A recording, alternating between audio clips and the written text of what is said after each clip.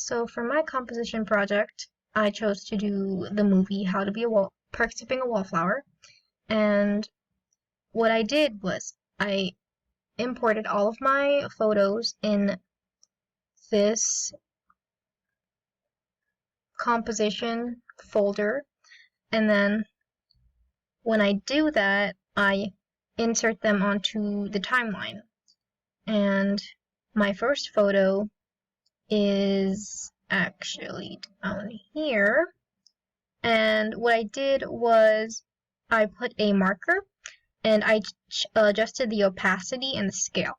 So when I do that, it will zoom in and fade out.